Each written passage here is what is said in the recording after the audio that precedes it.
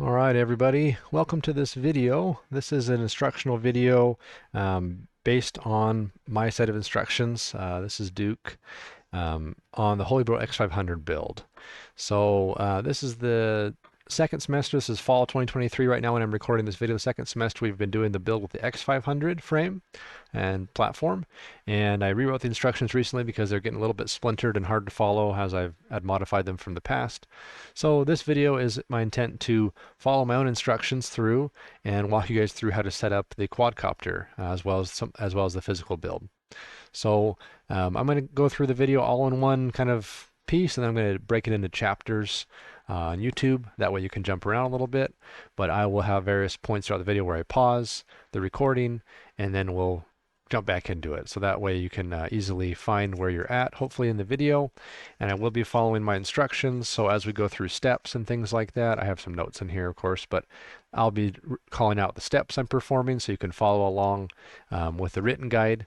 I won't have the written guide up on screen in the video because that would just take up screen real estate, I think, and you can easily have this guide pulled up on your own computer while you're watching the video. So mostly I'll be doing stuff on the dock cam here for the physical build, and then we'll switch over to Mission Planner and view that Mission Planner screen in the video later on. All right, so let's get into it. Okay, so this guide is available on Canvas in the assignment itself, and it is a version 3 instructions. So it's still work in progress, I guess I'm saying, but I believe I have a good base here, so we'll be walking through this. Okay, so the instructions obviously are for the X500, and I have some quick reference items right here. Okay, these are just kind of tips that are things that I'll use throughout the guide. And if you don't see it listed or explained specifically, make sure you check the quick reference. Like for example, the soldering iron temperature. I'm not going to mention that every single time I say to solder something. So this is the default for my guide, if that makes sense. There's some other things here like Loctite or thread locker, and some other tips, just general tips that apply throughout the guide so I don't have to rewrite it a bunch of times. Okay, some abbreviations in here as well. And then, of course, this note down here, we'll make sure we observe that later. Powering up your aircraft via XT60 power first, then USB power to boot the aircraft correctly. Also, big note here, you should never have your propellers on during the setup process. You don't need them for anything. They just make things more dangerous. I don't want them on in the classroom until you're ready to fly. So please, I'm never going to put the propellers on this entire video because the video is just me getting ready to fly, and then at which point I put the props on before I go outside. All right, table of contents here. So we'll start following along with this and get to our process. Okay, so I'm going to zoom out here. A little bit of stuff on the desk here. I'm going to try to bring things into the main field of view as we need them as I follow along with the instructions. Okay, so first part of the instructions is the physical build. And the first thing I have you guys do when you do the physical build is to check you have all your supplies you need. So I'm going to scoot some things over here so we can kind of get our unbuilt kit in frame, and then later on we'll pull out the built kit. Okay. So in class you should have received basically all the following items, and they're listed here on the document as well. So you should have our Maytech 8743 Slim V3 flight controller. Okay. It's found right there. Maybe I'll zoom in a little bit on this part here. There's our flight controller. Okay. Maytech. We should have our SkyStars KO55 ESC. Okay, so there's that, KO55. That's a better view. So flight controller and ESC. Yeah, those are probably two most expensive components besides the frame, I guess you could say. All right. Then we have our motors. So they come in boxes like this. If we open one of these up, we would see the motor. Should have 4 of those. Each motor comes with a small bag of hardware, as well as the motor itself, which will be wrapped up like this. All right, I should have 4 of those. I haven't had any come without the hardware or anything, so they should all have hardware in them, but it pays to check. So 4 motors. Yeah. Let's see what else we have here.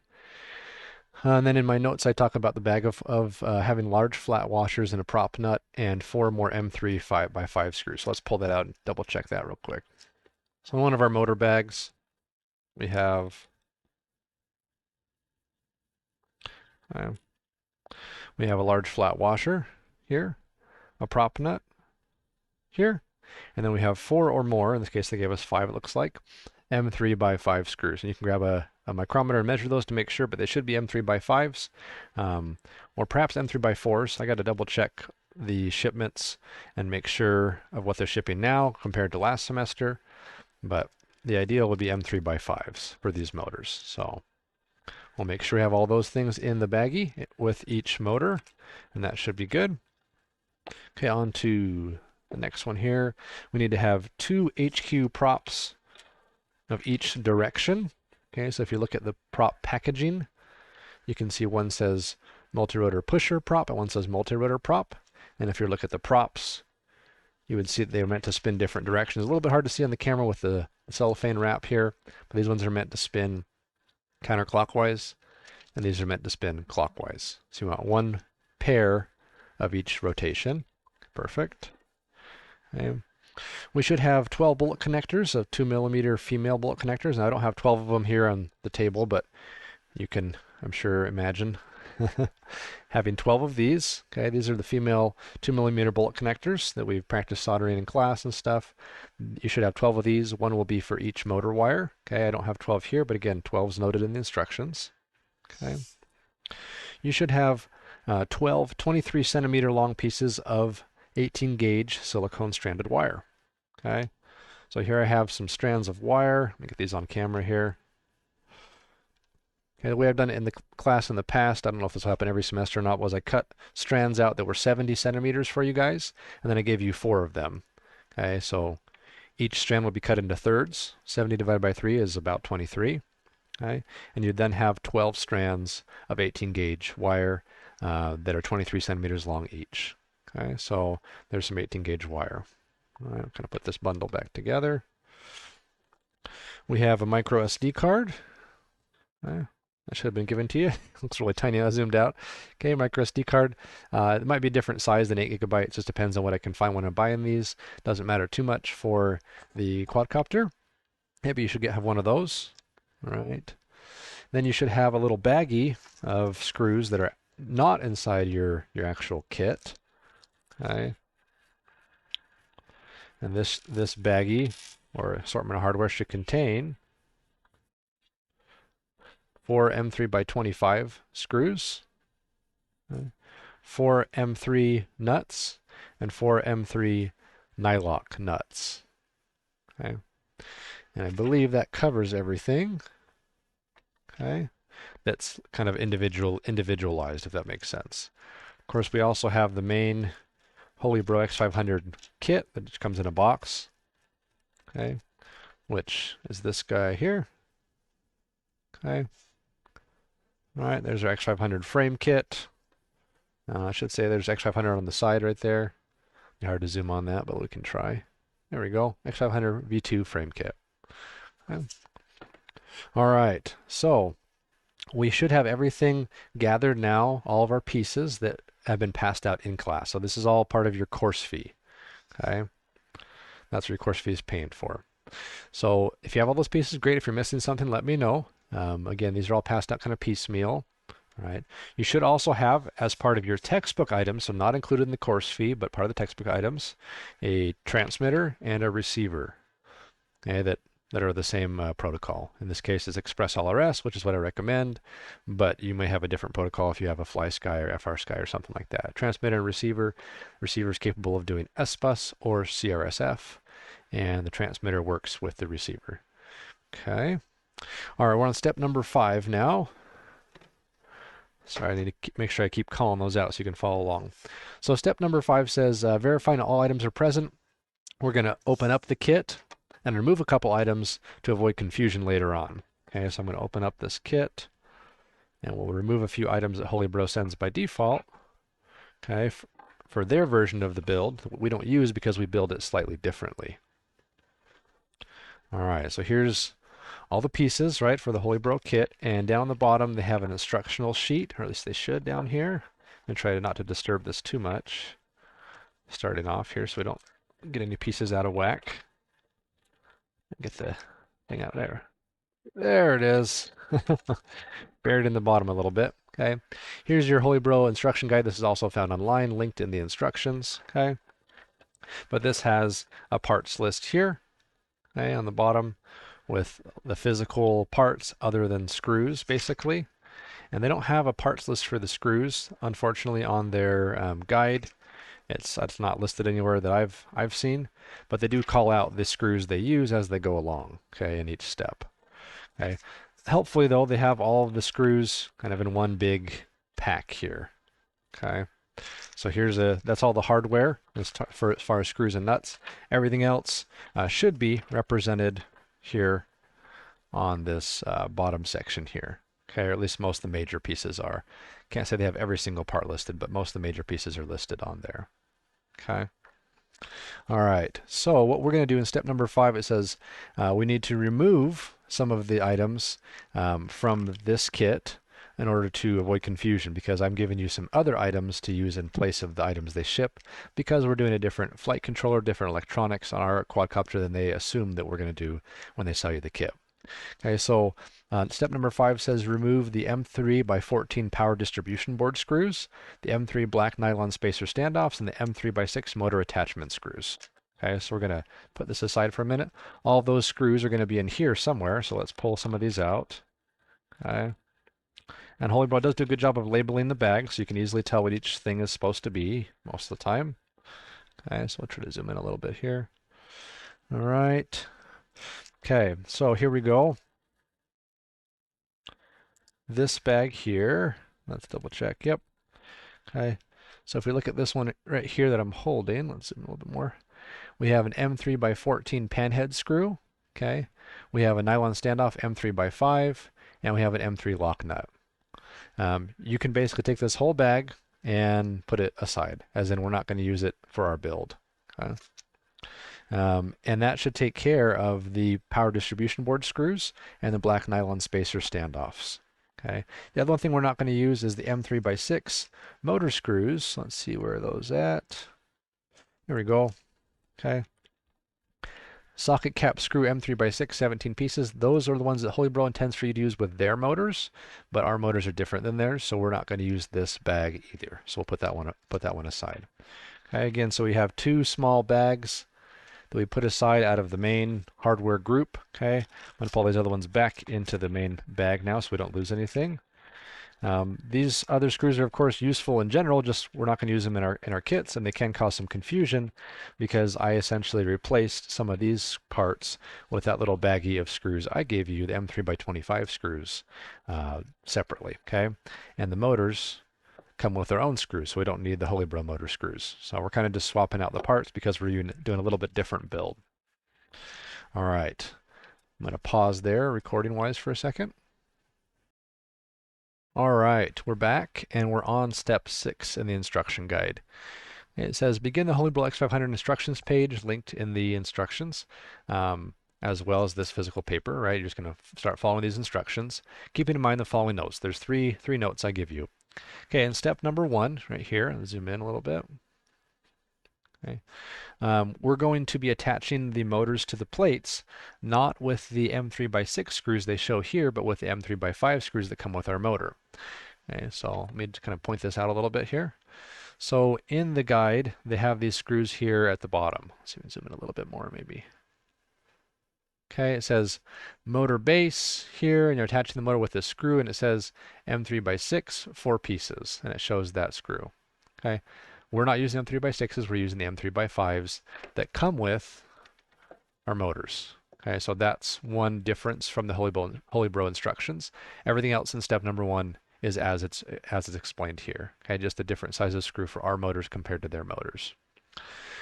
So we'll work along with the guide. Step number 1, we'll do that. Step number 2, do that.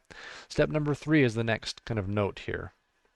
Okay, so in step number 3, in the center of the bottom plate here that they show you mounting basically from the bottom, the M3 by 14 screws come up through the bottom and they go through these little spacers, these nylon spacers, and then you have an M3 lock nut that goes on top. Okay, and the nylon standoffs, there it is. Nylon standoffs and a lock nut that goes on top. However, we're not doing that either. Okay, remember I told you to pull these parts out, this bag here that had the nylon standoffs, just put that bag aside. We're not using those pieces. Again, that's where these parts come in, okay? And these parts will be used to form a base. We'll do that in a later step to create the platform for electronics. So essentially just disregard the stuff in the middle of the bottom plate per the Holybro instructions. We won't do that. We don't need to use those parts. We'll skip over that specific section. You do still want to do these exterior corners, okay? And mount those up just like that, like it shows here, but just disregard the stuff in the middle. We already put those parts aside. We're not going to do that. Okay. All right. Let's scoot back out a little bit here. And then up to step 4 is as far as I'll want you to go to follow my instructions. So step 1, we already talked about the note there. Step 2 is normal. Step 3, we have a note there we talked about. You'll finish step 4, attaching the legs and everything, and then you'll break or you'll pause for right now. And in my instructions, you'll continue on. Okay, you won't go to step 5 yet. All right. So we're going to pause the recording again there for a second. All right, we just finished step 6 in my instructions, so now we're going to proceed to step 7. This is under the subheading soldering. Okay, however, we're going to do a little bit of work with our flight controller before we actually solder on it. So step number 7 says before any soldering takes place, it's a good idea to check and make sure our flight controller is working. Okay, so we're going to take our flight controller, plug it in via USB to our computer, and make sure the LEDs turn on. Okay, if they turn on, then odds are you're fine. Okay, if they don't turn on, please talk to your instructor. What we're doing here is avoiding you soldering on a flight controller that was a dud from the factory. Okay, and because if you solder on it, then I can't just give you a replacement. I can't do that because you might have damaged it by soldering. If you just test it via USB and it doesn't power on, then we probably have a DOA or a broken flight controller from the factory, and I can swap you out for one of those. Okay. So that's our step there. Once it's working, we're good. All right.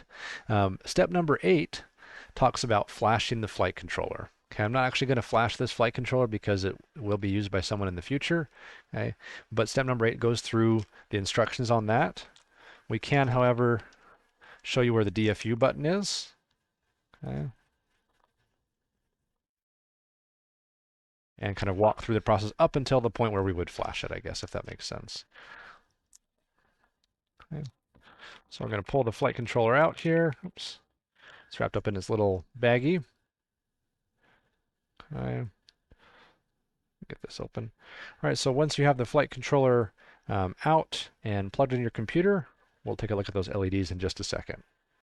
All right, so I've opened up the flight controller here. I'm going to kind of let it sit on its little bag. The power test to make sure it's not bad from the factory. We're just going to plug it in. I'm going to plug it into my computer, but any 5-volt USB port should work. So I'm going to plug it in here. We should get some nice LEDs there. Okay, you can kind of zoom in a little bit here. LEDs are flashing, and that means it's good. Okay, so now you can continue on with the instructions there. So step number 8 says we're going to flash this flight controller with Ardupilot firmware. So let's jump over to that. All right, we're back with a full display capture. Sorry for the OBS weirdness, the recording software here, just to get my full screen. Okay, so step number 8 gives you a link to this web page. Okay, loading firmware onto board without existing Ardupilot firmware. So what this is basically saying is our flight controller from the factory does not come with Ardupilot pre-installed. So we have to install it in kind of a special way the first time we do it, and then from then on we can just update it normally. But this guide will walk you through how to install the firmware. Okay, I'm going to walk through a little bit of it here as well, but please reference the wiki page because it'll be really helpful. Okay. The first thing we need to do is make sure we have the tool, the software tool we're going to use to install the firmware. Okay, firmware is basically the code that's going to go on the flight controller that is Ardupilot, if that makes sense. Okay, so we're basically installing we could kind of call it a type of operating system. It's not exactly the right term there, but that might help understand we're installing Ardupilot onto the flight controller, whereas from the factory it comes with a different operating system on it. Okay, so the first thing we need to do is get this STM32 Cube Programmer tool. So if I click on that link, it'll take me to the Cube Programmer page. Right, I can hit Get Software, and then it will show here the latest versions. At the time of recording, it's 2.14.0. Most of you will have a 64-bit Windows system, and so you'll hit Get Latest here, okay, and follow the prompts there. You need to input an email address to actually get access to the software. They'll email you a link so you can download it. Okay. Once you've installed the software, we'll proceed. But basically, this is where you'll find the software that you need to use. Okay. So we'll go back here, back to the wiki page. Once we have that installed, okay, then we can proceed to the next step. Now the Ardupilot firmware. So the Ardupilot firmware is found on this repository. I'm going to open this in a new tab here. And so basically we need to go to the website, click on the link for your vehicle type. Okay, we're going to use copter because we're building a quadcopter. We're going to select stable, not beta, just stable. Okay, and then we're going to look for the directory or folder with the name that matches our autopilot. Okay, in step number 8 of the instructions, I mention what the name is, and you can find it. It's Maytech H743, and we're going to use the Maytech H743-BD shot version of the firmware. Okay, so we'll find that name as far as a directory or a folder on the website, and then we'll download the specific file that is going to be Ardu, and it's just saying XXX. That's a generic name. I'll show you in a second. But the important part is to make sure we find the file that has with BL on the end of it. And we're going to save that to our computer. Okay, so let's do those steps now. We'll go to the firmware page, firmware.ardupilot.org. Okay, we're going to scroll down here until we get to copter. We're going to go to stable. So this top one here is going to be the latest stable version of Ardupilot. And now we have all these folders that all have different links of different names of different flight controllers. So we're going to go all the way down until we get to Maytech. Remember, looking for Maytech H743. Let's see here. There we go. Maytech H743 BD shot. Not BD shot heli, that's for helicopters, but just H743 BD shot. So we'll click on that folder link here. It's going to open up this folder. And remember, we need to get the Ardupilot with BL hex. Just click on that, and it's going to download it to your computer. Okay, so I'm just going to put it in my downloads. Save. I already have one in there. That's okay. We'll just hit yes. Okay, and it should download there. It's downloaded to my computer. Okay, so back we go to the wiki page here, the instruction page. All right, we've now got the file we need for the firmware. We're going to skip over the beta and developer sections because we're not using those. Okay, now we need to upload the firmware to the autopilot. Okay, so this is where we need to use a specific mode, a DFU, direct firmware upload mode, to install the firmware on our flight controller. Okay, so I'm going to flip back over to the dock cam for just a second. Okay, here's our flight controller from earlier. So just sitting there. Now there's a little button right here next to the USB port that is the DFU button, basically. So what I'm going to do is unplug the flight controller. I'm going to depress this button, so I'm pushing it down, holding it down while I plug in, while I power up the flight controller. Okay, and now we get a solid red LED, different than what it was doing before. Now the flight controller is in DFU mode. Okay, so if we go back over to the wiki page, okay, hold down the board's DFU button, okay, or bridge its boot pins. We're holding down the button. That's easier. Okay, I don't know if this board even has boot pins, but the button works great. Okay, once you've powered up the flight controller, you can let go of the button. Okay, we're going to open up Windows Device Manager. Okay, an easy way to do that is just to hit the Windows search key on your keyboard and then just start typing DEV Device Manager. There it is. We're going to open that up. Okay, and we're going to look for an STM32 bootloader. Okay, so let me show you what we're looking for real quick here. It says open the Windows Device Manager, look under Universal Serial Bus Devices for STM32 bootloader to confirm the board is in DFU mode. We want to make sure that it is actually in DFU mode like we want it to be. So I'm going to scroll down here until we get to the Universal Serial Bus Devices. Okay, and I see DFU and FS mode. Okay, that will also work. I think that's a Windows update based on when this web page was written to when we're doing this now. But if we have a DFU, that's good. Or STM32 bootloader is also fine. Okay, so we'll see that there. We don't really see it anywhere else. So there's a lot of other devices and things like that. So you're going to want to just follow that Universal Serial Bus Devices and look for a DFU in FS mode or an STM32 bootloader. Okay, either one should work.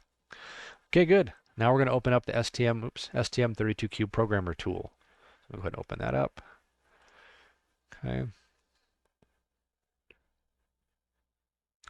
And it takes a minute sometimes. This tool will allow us to install that firmware we downloaded onto the flight controller. Okay. Okay. Not going to worry about that right now.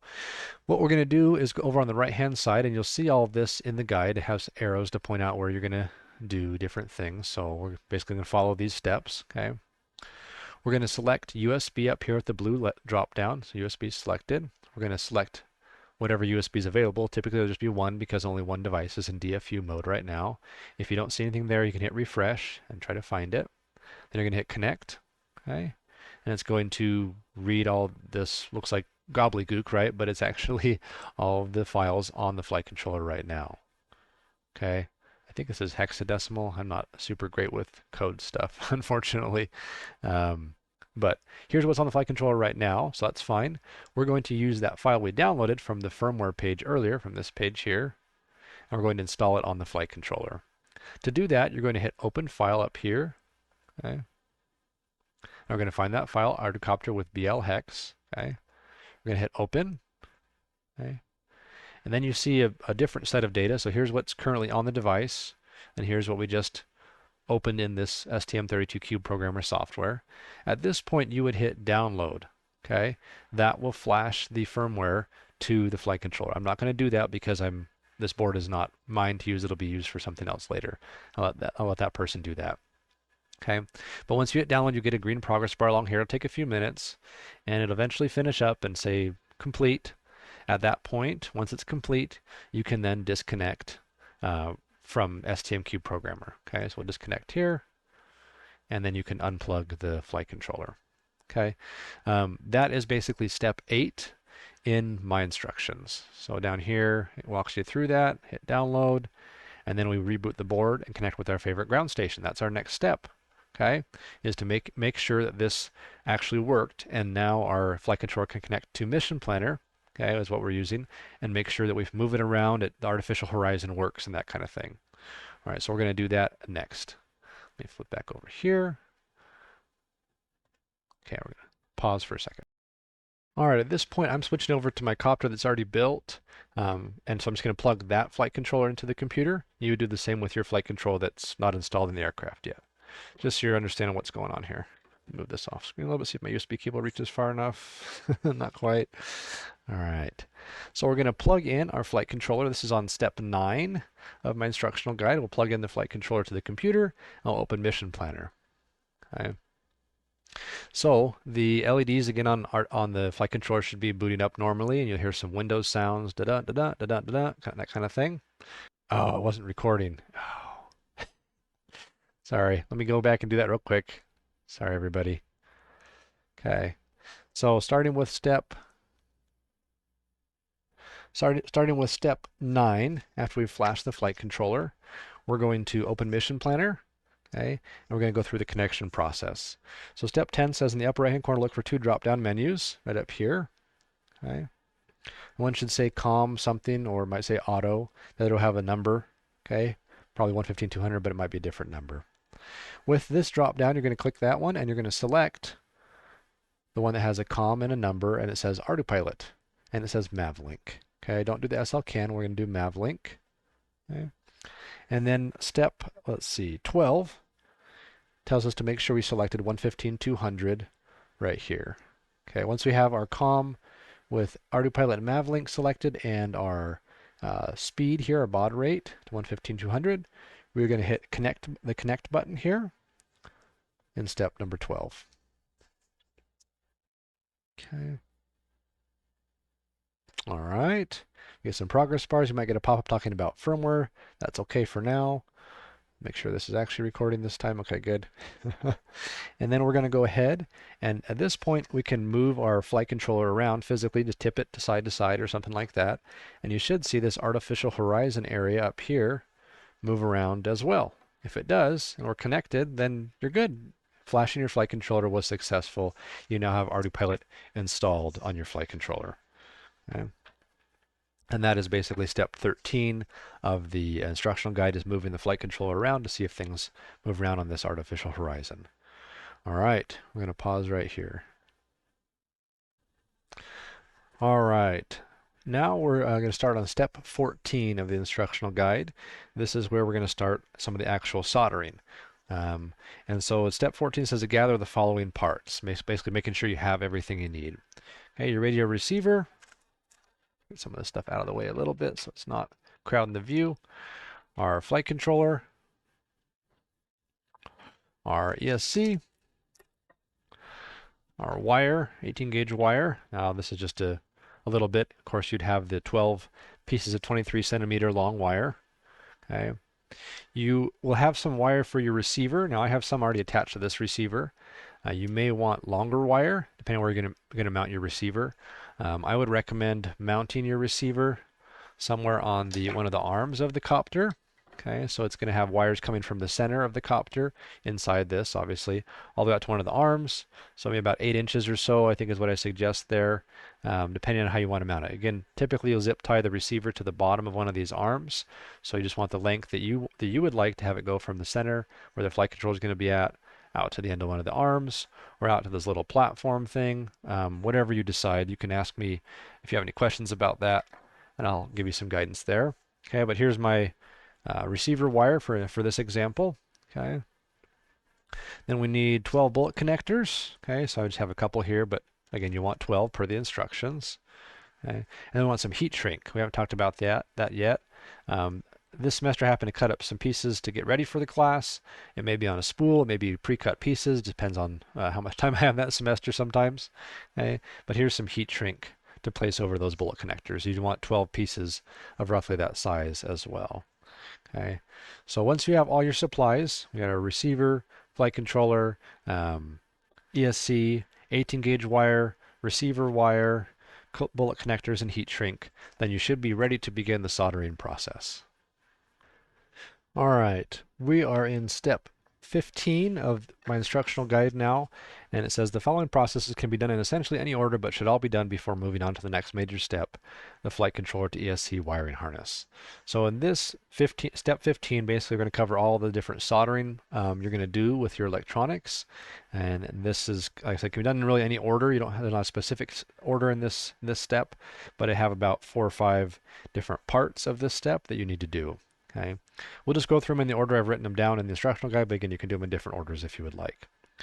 Okay, part A says soldering 2 millimeter bullet connectors to 23 centimeter pieces of 18 gauge wire. 1 bullet connector per piece of wire, leaving the wire with 1 bare end and 1 bullet connector end. All right, so we've done bullet connector soldering class already, so everyone should know how to do that or be familiar with that. But essentially what I'm asking you to do for each of these 23 centimeter wires is the following. Okay, so I have my wire here, my 2 ends of my wire, right? One end I'm going to leave bare. That will attach to the ESC later, okay? The other end I'm going to strip and tin and attach the bullet connector, okay? Each bullet connector is female in this case. These are going to attach to our motors, which all have the male connections, okay? And there are 2 sides of the bullet connector, just like you learned about earlier in class when we practiced with these. We have the shallow end and the deeper end, okay? What you want to do is strip and tin the wire, and then you're going to attach the wire to the bullet connector like so. Okay. At that point, you then have that wire ready to go. Just need to add the heat shrink. That's the last step we'll talk about in a minute. But you're going to basically solder up 12 of these bullet connectors to the wires. So you have 12 wires of 23 centimeters each with a bullet connector on one end and a bare end on the other end of the wire. Okay. So that is part A of step 15. All right, step B of part B of step 15 tells us to solder the bare end of the bullet connector to each. Sorry, that's a typo there. Soldering the bare end of the bullet connector wire to each motor wire pad on the ESC. Okay, so what that means is our wire that we put the bullet connector on earlier. So we have one end with a bullet connector. Okay, the other end is bare. Grab the other end here. Okay, and the other end is going to go onto the ESC in the motor wire position. So we'll have 12 wires. So there's 3, 6, 9, 12. You're going to strip and tin the wire, and you're going to attach it to the pad, each pad here. So 1, 2, 3, 4, 5, 6, etc. Okay. A note here is to make sure you don't attach the wires in such a way that they block these holes. That'd be pretty difficult to do, but sometimes people get wires on at weird angles. And you want to make sure these holes aren't obstructed because we'll need that later to be open for mounting the ESC. Okay, so these 18 gauge wires, one on each pad, and typically you mount them just like in this, like a kind of a lateral mount. So just on top of the pad. Okay. You can, of course, use the cancellations on the side of these pads, but they're pretty small, and you're probably better served by just going on the top of the pad with the wire. All right, and that covers step 15, part B. All right, step 15, part C says soldering the XT60 battery connector lead to the battery pads on the ESC. All right, so here's our ESC, and we have this kind of assortment of stuff in the bag. This part specifically is going to require you to use these wires they give you, okay, as well as the XT60 and this little, little gray piece there, okay. So we'll get those supplies out. So here on the bottom are the connectors for the battery, okay. So these battery terminals are going to be where we attach the positive and negative wires, okay, and then of course, let's zoom out a little bit. At the end of the wires, we'll have our XT60 connector, and that will allow us, let's put this in the right orientation there in the photo, that will allow us to plug our battery into the system, essentially. That's how we power our whole aircraft up. Okay, so some notes about this. Let's zoom in again here. Okay. These terminals require a lot of heat. Okay, this is a 55 amp ESC, so it has a lot of copper in it, basically, to handle all that heat, a lot of area to transfer the current. And so it's going to require a lot of heat in order to solder these wires onto those terminals. Okay. To do that, I would recommend you use the irons in the classroom, those red irons, because they can deliver a bit more heat than your newbie drone irons that we passed out in the class kits. Okay, you probably could do it with a newbie drone iron if you felt really comfortable soldering and you had the right temperature and all that stuff, but it'd be a lot easier with a larger chisel tip on those red irons in the classroom. So, of course, you want to tin the pads first. Okay. And the wires are pre-tinned, but it never hurts to kind of go over that tin again. Sometimes they tin at the factory with lead-free solder, which has a much higher melting point. So I want to put the leaded solder we use on these wires and kind of re-tin them, I guess you could say. Then you'll attach them into the board as so. Okay, so if they end up sitting up on top of the pad, that probably means you haven't heated it up enough. It should kind of sink, let's see, it should kind of sink into the pad to some extent, and you can kind of do it like that. You can also do the cancellation style where you mount it like this. That's fine too. It will lead to a little bit shorter wire length because it has to go up before it can go out. But you just to suit your preference there, you want to attach both of those wires into the ESC. Okay, and let's see, make sure we're not missing anything here. Okay, the other end of those wires we'll want to attach to our XT60. All right, now we've all done that in class before as part of our practice, but a note here, this little gray piece needs to go on the wires before you solder to the XT60. Because if you already attach this end to the ESC, and then you attach these ends to the XT60, you can't get this gray piece on. This is a sleeve to help protect those open solder areas on the XT60 so they don't contact each other or have something short them out. Kind of like heat shrink, but it's just a little bit cleaner in some ways. Okay, so you want to thread this over the wires, make sure you get positive and negative in the right orientation and everything. Okay, and before you attach the wires to the XT60, then once you're done, you can slide this up. Oops, slide this up over the terminals like that, and it will clip into place. Okay. As you're soldering on this XT60, remember, grab one of the other ones from class, the other side, the let's see, the male plastic, female pins side to plug in. Otherwise, you're going to melt, put too much heat on these pins, and the pins are going to sag or move in the plastic, and the connector will be worthless. You can't really fix that. Okay, so that other side doesn't come with your ESC, of course, but go ahead and grab one from the class resources, plug it in while you're soldering these up, and when you're done, you can unplug it, and that'll keep the pins aligned in place where they're supposed to be. All right, that should cover step 15, part C. All right, step 15, part D talks about the capacitor. This comes in the bag with your ESC and should be attached to the ESC to help smooth out voltage spikes and not damage our components. So capacitor is basically like kind of like a battery. It will, take power and give power out. though it's not very long-lived as far as how long it can deliver power for. It's kind of a short-term voltage, a short-term power storage device, if we can call it that. So what happens is if our battery has a voltage spike, the increase in voltage, will be kind of absorbed somewhat by the capacitor and then can be released later when the battery is moved down from its voltage spike. And that smooths out the current and power flowing to the ESC in general. I guess smooths out the voltage, I should say, not the current. Smooths out the voltage to the ESC. Okay, helps it last longer and helps it work better. All right, so you have these two little holes here, plus and minus here next to the battery pads. Now you can do the capacitor first before the battery leads if you want to. As long as you solder the battery leads on nice and straight, you should have plenty of space to get the capacitor in the middle there. Okay, what you want to do is make sure you get the negative side of the capacitor, this white marked side here. Also, the shorter leg is the negative side on capacitors. You want to take the two legs and thread it through these two holes on the ESC itself. Okay, like that. You have your wires on here already, so try to figure out where you're going to want to have the capacitor. You don't want to have it way long like that. There's not really a reason to do that. You don't want to have it at a shorter length, and then you'll bend it over. So basically it's laying like this in between the two battery wires that you'd have on, kind of like, oops, like so. That makes sense. So they would all be kind of a bundle here at the center, and then the wires would go out further. All right, so to attach your capacitor, again, you want to run the legs through the board.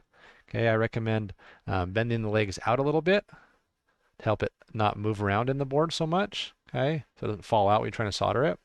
Again, the board's got a lot of copper in it, so you're going to have to heat it up quite a bit. And you're going to want to tin on the bottom where the legs come through the board, as well as once you bend it over a little bit, you can tin on the top as well where the legs go through the board. You want to make sure capacitor is attached both electrically and physically, and it's secure and not like rattling around or something like that.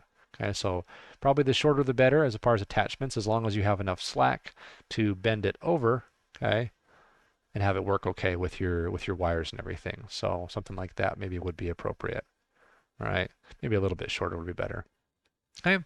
After you've tinned the top and bottom, your capacitor should be nicely attached. It is okay if you accidentally bridge the solder between the negative of the capacitor and this main negative pad here, or the positive and the positive. Don't bridge positive and negative, but if you have like a large solder kind of pillow that covers both of these on the negative and both of these on the positive, that's totally fine. These holes are just for convenience. If you mess something up, you could honestly just solder the capacitor legs right on top of the battery wires, and it would be the exact same thing. So, all right, that should cover step 15D in my instructions. All right, in step 15E, we have our receiver attachment to our flight controller. Make sure I'm getting this correct here. Okay, 15E, here's our flight controller. Okay. And then we have a Express LRS receiver, and we have a kind of a standard SBUS receiver. It doesn't matter that this is FlySky. If you have an FRSky receiver, that's fine. But basically, these are two different receiver types that you would see as be a 3-wire connection or a 4-wire connection. Okay, so we're going to talk about both of those. On our flight controller, let's orient this here. Okay, so if it's oriented like so, see if we can get all the way. That's as far as we can zoom in. Okay. So along the bottom row here of the flight controller, so this arrow's here along this row. A little bit hard to see. I wonder if I could get it a little bit better maybe. There we go. Along that bottom row. Of course, now I can't point on anything. Let me try with one hand. Along this bottom row of the flight controller, we have a set of pads. TX2, RX2, 4V5, and G. Okay, those 4 pads are what we're going to use for our receiver. Okay. If we have an Express LRS receiver or a Crossfire receiver, something that has 4 wires, a bidirectional receiver, we use all 4 of those pads. Okay. So here's a little Express LRS receiver. That's 4 wires, and your receiver should come with documentation, or maybe marked on the receiver itself. You can see there on the back. See if I can hold all this up to the camera. We have an RX, TX. That's not very clear on the camera. RX, TX, VCC, and ground. You will have something similar on your receiver, whether it's just an R and a T or RX, TX, VCC, or V could be labeled there, and then a ground, GND, or just G Okay, so this is our ground, so our negative, our positive for power, and then we have the, let's see, receive, yep, receive and transmit pins. Okay, so what's going to happen is on our flight controller, if you have one of these type of receivers, you're going to attach the ground to G, the power, or VCC, in some cases it's labeled VCC, to 4V5. Okay, so that's powering our receiver up. Those two pads will power the receiver up. Make sure you get those in the correct orientation, ground to ground on the receiver, 4V5 to power on the receiver. And then we have our TX and RX here. Okay, now this is the part that people trip up a lot. The TX on the flight controller should go to the RX on the receiver, and the RX on the flight controller should go to the TX on the receiver. So they kind of crisscross, if that makes sense. So if you're looking at flight controller side, TX on flight controller, RX on receiver. RX on flight controller, TX on receiver. And that's how you hook up an Express LRS or other types of bidirectional receivers if you have a different type. This one happens to be Express LRS. Okay, there's that. All right, let's pause there. We'll do the other receiver. All right, let's do our see, this is step 15, part E, with the SBUS receivers. Okay, so let's say you have a receiver that does SBUS, which is a pretty common protocol. It's a 3-wire protocol typically, so it doesn't have bidirectional capability. You just send signals out and it doesn't send anything back. That's why there's only 3 wires. We have negative, positive, and signaling wire. The signaling wire just goes out in a lot of cases. Okay, there's of course some exceptions.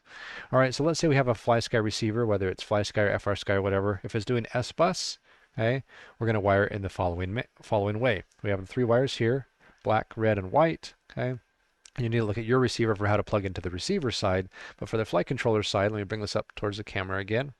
Okay, you're going to do your ground to the G there, power to 4V5, and your signal wire from your receiver will go to the RX pad on the flight controller. Again, so signal wire goes to RX, 4V5 is the power, or typically the red wire, and then ground is the black or brown typically wire. So you just use three pads there. You won't use the TX pad if you just have an SBUS receiver. You'll just use those 3. All right, that should take care of step 15, part E. Okay, just a couple notes here at the end of part 15. One note that I haven't covered yet is in regard to the heat shrink on your bullet connectors. Okay. So here's my 18 gauge wire. The bullet connectors we should have soldered up earlier, so those will be mounted more or less just like so at the end of the wire. Okay. Your piece of heat shrink should be long enough to go over the entire bullet connector and onto the wire a little bit. Okay, I'm trying to move my fingers here. That way we won't see any solder exposed on this side, and we won't see hardly any, or maybe just a tiny bit of the gold exposed on this side. Ideally, you want to have the heat shrink be flush with the end of the bullet connector, because that way it prevents any bullet connectors from touching each other inside the motor arm where they are going to be next to each other there. Okay, so we want to do this with all of our bullet connectors, and that allows us later on to take 3 for each arm and plug in. Let's see here. Plug into our motors. Okay, so you notice our motors have this connector on them. It's called an MR30, and it has male 2mm gold pins. So each of our bullet connectors, once they're soldered up and everything, will get plugged into the MR30.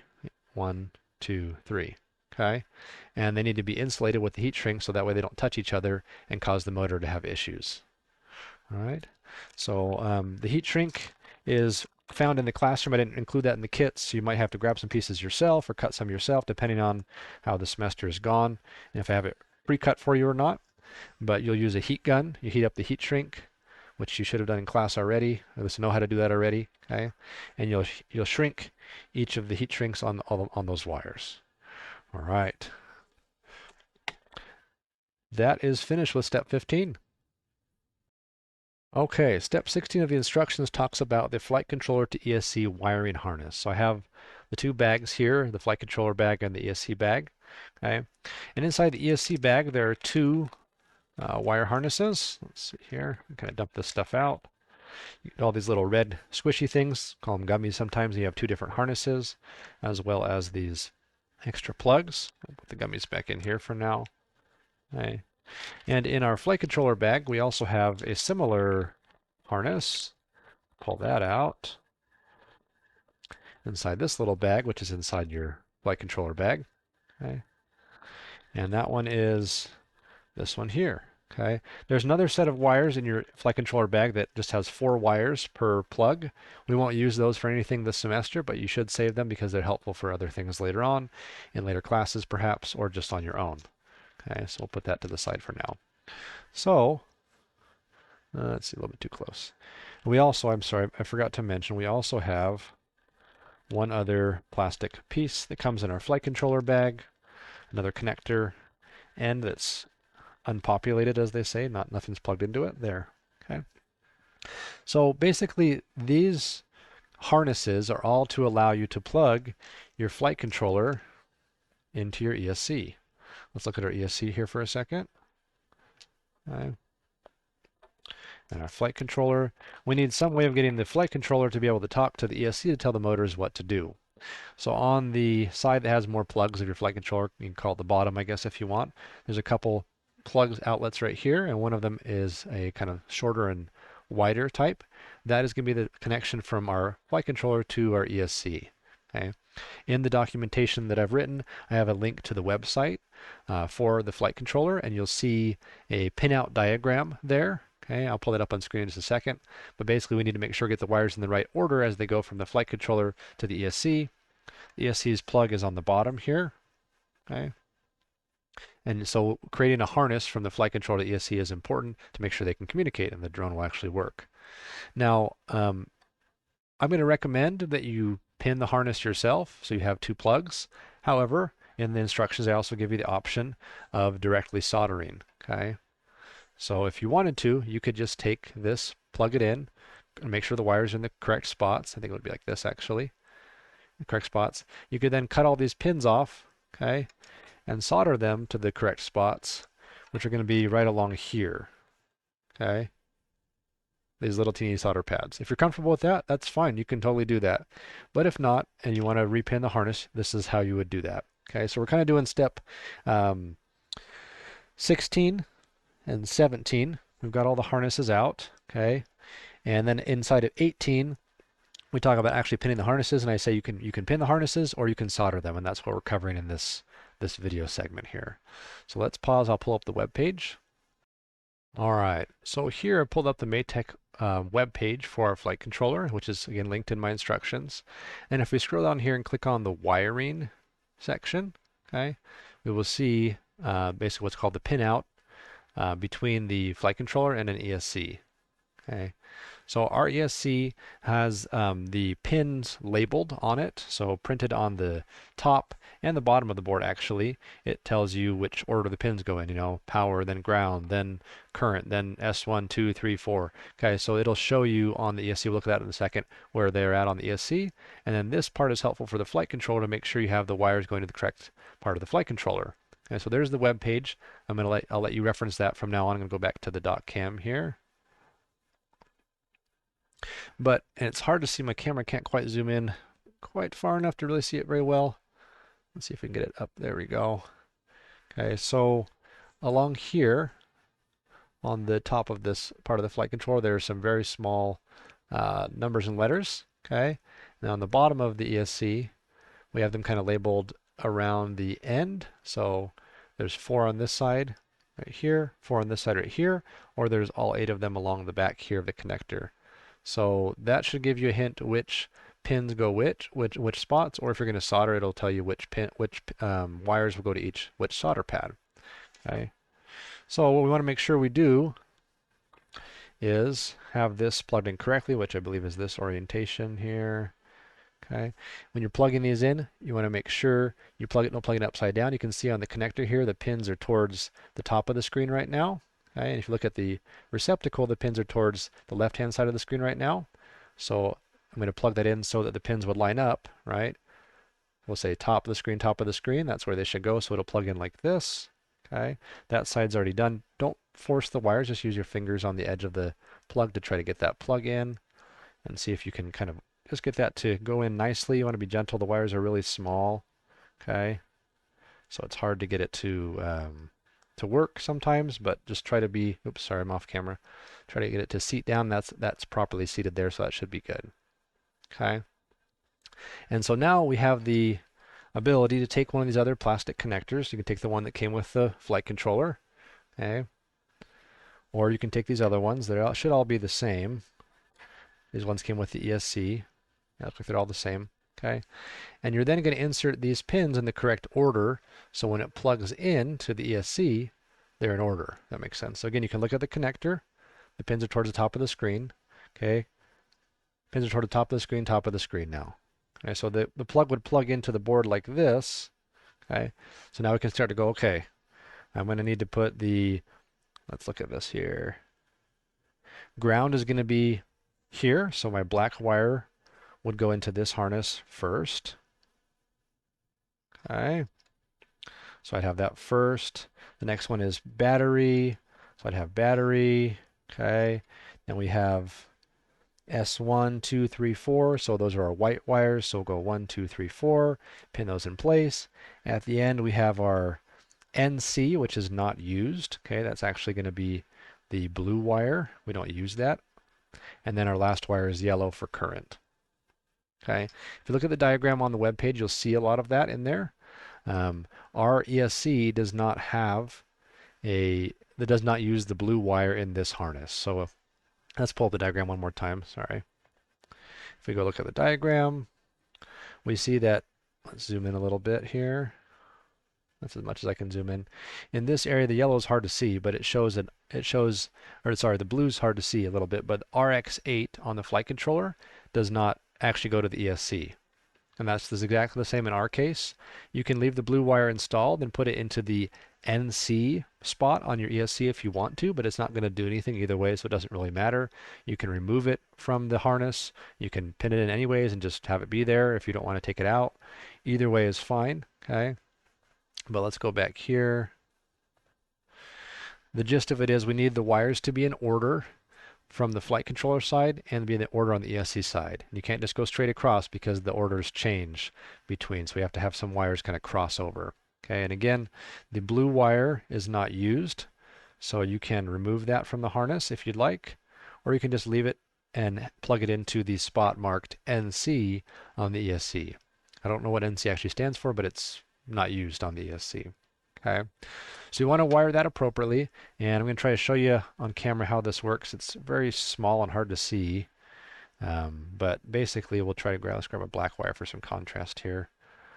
Okay, zoom in as much as we can. I'm going to try to show you this to you on the pin.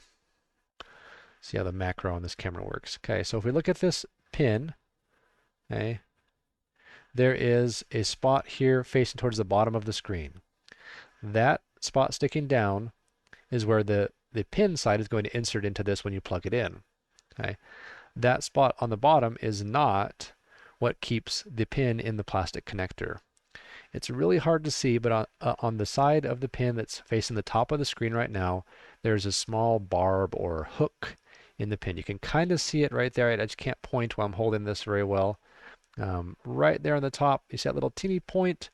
It's kind of pointing towards my thumb right now, into my thumb. It's not that sharp, right? But it's pointing towards the top of the screen, and I'm brushing my thumb across it right now.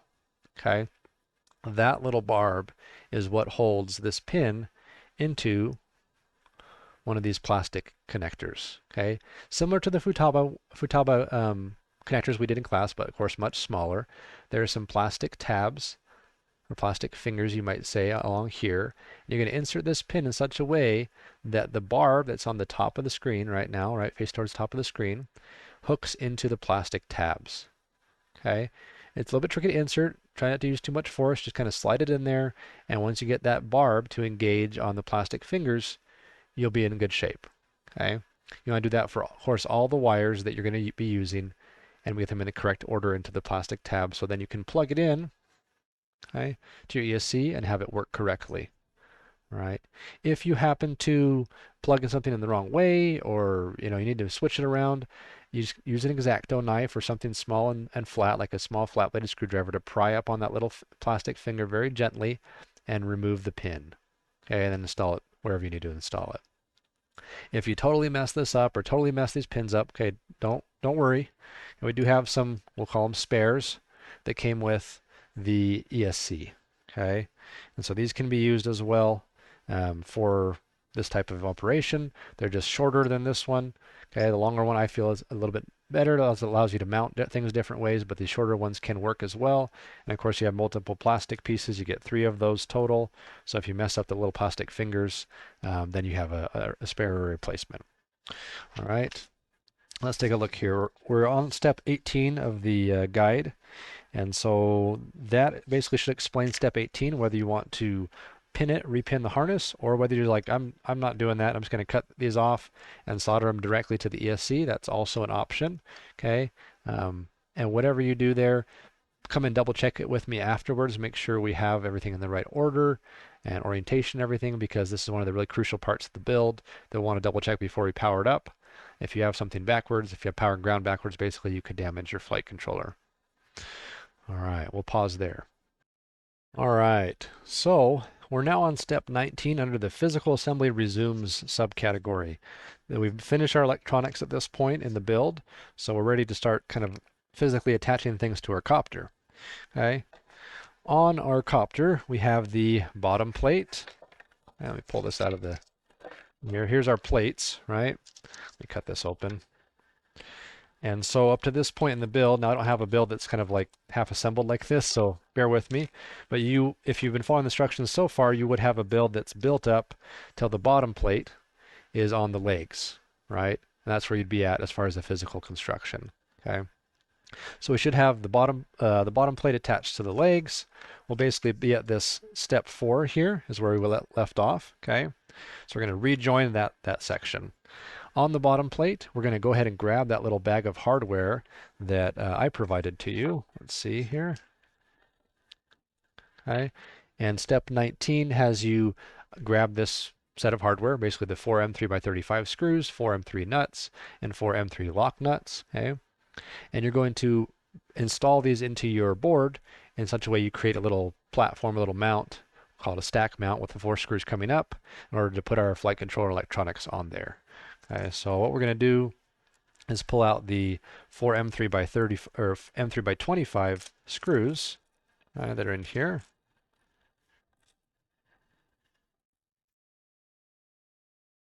Okay, we're going to take our bottom plate, and this little corner here is the only really asymmetrical thing. I prefer to build it with this towards the back of the copter. So this is the back of the copter and that's the front of the copter. Doesn't really matter, but this is where your battery plug is going to come out. And I kind of just, I don't know, tradition, whatever you want to call it. I like the battery plugs to be on the back of the quad when we plug in the battery. Anyways, you'll take your bottom plate and yours will be attached to the copter, of course, but on the bottom, you're going to run up through the bottom here, these M3x25 screws. Okay, make sure I get the hole spacing right here. Is that the right? Yeah, that'll be. So the centermost holes, okay, let me zoom in a little bit. The centermost set of 4 holes is where you're going to install these screws into. Okay. So I have each of those 4 screws coming up like this. There we go. Okay. Just like that. We'll then take the 4 normal M3 nuts, not the nylocks, and we'll install them on these screws. Okay. Making sure, and I'm not going to do this in the video, but making sure that you add some Loctite here towards the base of the screw, so when the nut gets to that section, it has Loctite on it and is Loctited in place. Okay, so you have your 4 screws with Loctite on each of those 4 nuts installed onto the stack. Okay, I'm just going to run these down real quick. It's going to take too long on the video here. But this will provide a platform for your electronics to be mounted on. And this nut we're putting on right here makes the screws more stable. Okay, so you might say, well, you could just mount the ESC and flight controller on top of the screws, and then when you put the nuts on the very top, it'll kind of hold the whole sandwich together, right? But that ends up being less rigid and induces more vibrations into the drone or into the flight controller, which is bad for the flight controller. So this nut here at the bottom, sometimes they call it the golden nut, holds the screws nice and sturdy, so we have a nice solid platform to build on. Okay, so there's our assembly there. That is steps 19 and 20 of my instructional guide.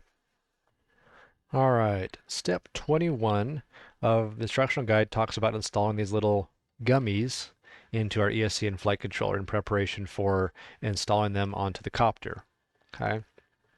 The ESC comes with these little red gummies, and the flight controller comes with these little kind of clear or opaque, or no, it's not opaque, opaque's the opposite of clear, sorry, transparent gummies look like this, okay? Both sets of gummies are asymmetrical, meaning they have one side that is kind of taller than the other.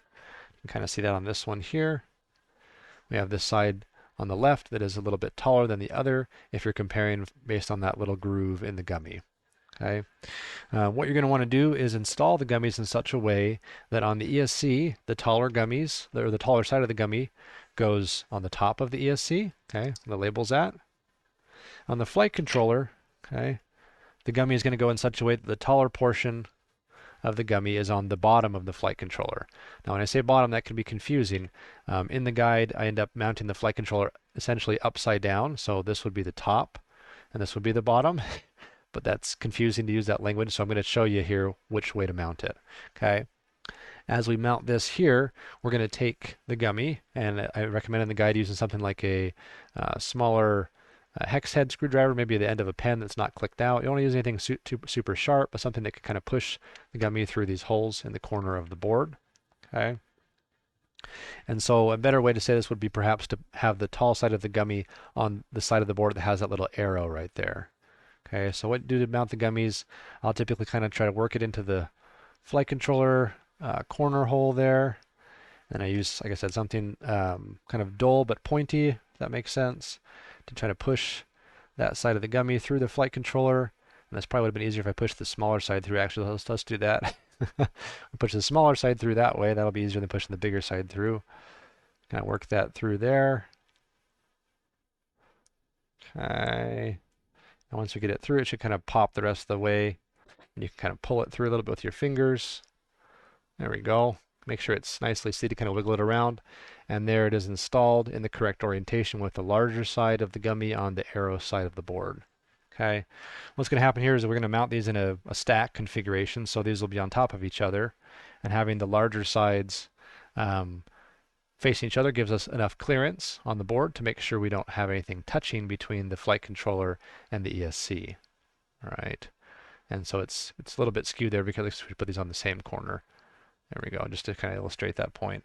There's plenty of space there between the two boards if we mount them in that orientation. Okay. All right.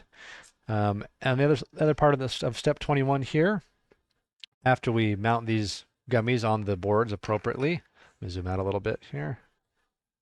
We're going to place our stack onto the screws. Okay, so in my case, my battery plug is back here.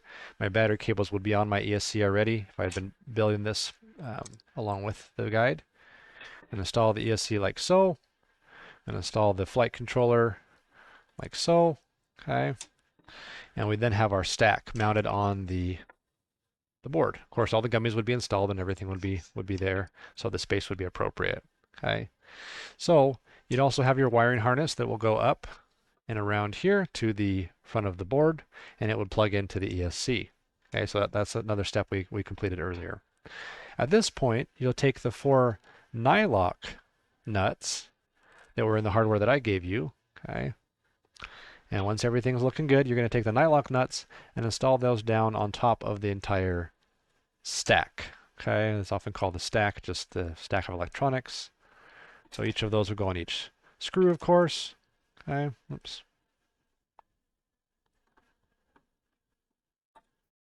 All right. And you would tighten those down so that you've compressed the gummies a little bit. So they're compressed, but not like squished all the way out. I know it's not really a good measurement, but you just don't want to compress the gummies too much, and you don't want to have them not compressed at all. They need to have some compression on them. Of course, if you're having questions, just come up and talk to me about it. I can help you adjust the nuts to get the right level of tension on the stack. Okay. The last part of step 21 is to take your micro SD card and insert it into the flight controller. Okay, it's going to go in this orientation into that silver slot. It's not a click insert, it's just a friction.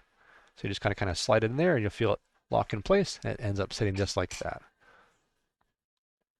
Okay, there that's installed. We've now completed step 21 of the instructions.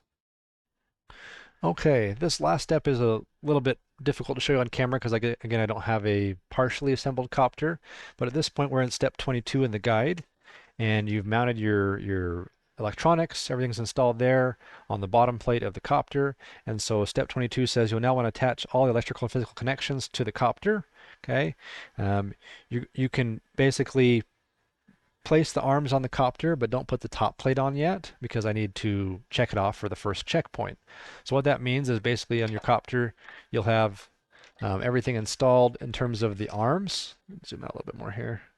You have the arms installed. You'll plug in the motor wires and make sure the arms installed correctly with those motor wires being plugged into the 18 gauge bullet connector wire you made earlier that's soldered onto your ESC. You have all those installed. You can throw a couple screws through the top of the arm to keep it in place, but don't put the top plate on yet because that way I can inspect the interior of the electronics and we can power it up and make sure everything's working before you put the top plate on and button it all up. Okay. That is going to be step 22 of the instructional guide. Okay. And step 23 talks about taking it up to the instructor to pass it off for the first checkpoint. We'll go up to that point and we'll pause there. All right, this is after the first checkpoint subheading. So step number 24 is under the subheading of receiver binding. So before you move on, you want to make sure you complete the process on updating and or binding your transmitter and receiver.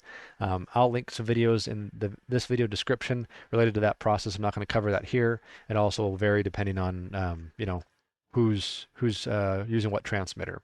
So step 24, make sure that's working. They're bound. Of course, your receiver will also already be soldered into your drone. Okay, but let's make sure those are both bound and working before we proceed. All right, step 25 has us make sure that we proceed on with the physical build.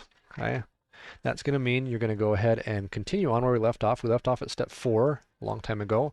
We're going to move into step 5 now and finish the top plate attachment to the quadcopter. Okay, step 5 goes over the top plate. Here's the XT60 installation guide. Okay, we don't have a GPS mount, a companion computer, or a depth camera, so these aren't really steps you need to follow.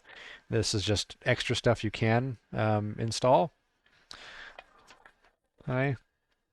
You're basically going to go up to step number 5, and then you'll be ready to go on to my instructions to step 26. Your quadcopter is now ready for configuration with Mission Planner. So we'll pause here. All right, we're now into the configuration via Mission Planner section of the video. And step number 27 says power on your transmitter and ensure you have selected the correct model for your quadcopter. So I'll go ahead and turn my transmitter on here.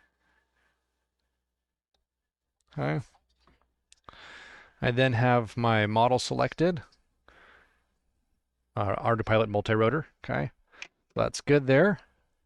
And then we're going to, it says per step number 9, found in the soldering section above, connect your aircraft to Mission Planner. This is step 28 I'm reading right now.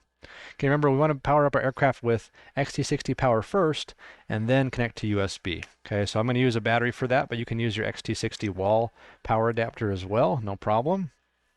Okay. So I'm going to plug this in, and again I'm using my fully assembled copter for this, but yours will be the same process. Okay. Once it boots up, we're going to plug in via USB to the computer. Okay. And we want to go to Mission Planner, make sure Artificial Horizon is working. Step number 29. And then step 30, make sure your receiver and transmitter are bound and communicating between themselves. Okay. So I'm going to do the transmitter part first, actually, just because it's already up on the screen here. If you've bound correctly and you're linked up, you should see a little cell phone signal bar there. If you're using EdgeTX and Express LRS. And then if you have on your receiver, you'll have a solid LED. Mine's got a solid one over here underneath one of the arms. Okay, but however your transmitter receiver system works, you want to make sure that they are seeing each other and they're connected. Okay, then we'll go over into Mission Planner and make sure that we can connect to our aircraft. So again, I'll select the COM port. I'm going to hit connect here. Make sure this is recording. Yep. Okay, good. All right, load it up, and if we tilt our copter around, we have movement on the artificial horizon, and that means we're communicating and everything should be working well. Okay, so we've now finished step 30 in in my instructional guide. Okay, receiver configuration in Mission Planner is the next step. So we've already had to know the transmitter receiver are talking. Now we need to make sure the receiver is actually talking to the flight controller. So the rest of the video will be mostly Mission Planner here. I'll go do a little bit of back and forth, but a lot of configuration Mission Planner is what we're headed towards right now. So we're going to change some parameters in Mission Planner. And those are basically settings that control what the autopilot or flight controller thinks is supposed to happen and what's going on. So step 32 says along the top row of Mission Planner there are multiple tab buttons. Click on Configuration up here. Once you click on that, left hand side of the page, you'll see something that says Full Parameter List. That's right here. Okay, I'm going to click on that. And this big list, looks kind of like an Excel spreadsheet almost, will come up. And these are all the parameters for your Ardupilot vehicle. Okay. On the right hand side over here, there's a search bar. And we're going to type in SERIAL serial number 3 into the search. That is step number 33 in my instructional guide. Okay. Once you type that, it's going to search for that. Okay. You should now see serial 3 protocol here in the parameter list. Okay. So that's appeared there. Now the default, I've already changed mine, of course, because I've flown this quad and stuff, but the default is going to be 5. But we're going to go ahead and edit that. Okay, so let's see here, step 35 says next to serial 3 protocol, you see other columns in the same row. And the first column next to serial 3 protocol, meaning this column here where it says value, you're going to see a number. Yours would be 5 by default. You're going to double click on that number, and then you can just hit backspace with your keyboard, and you're going to type 23. Okay. Once you've done that, excuse me, you go to the right hand side of the page, and there's a button that says Write Params. You're going to click on that, and it's going to save that parameter we just edited into your flight controller.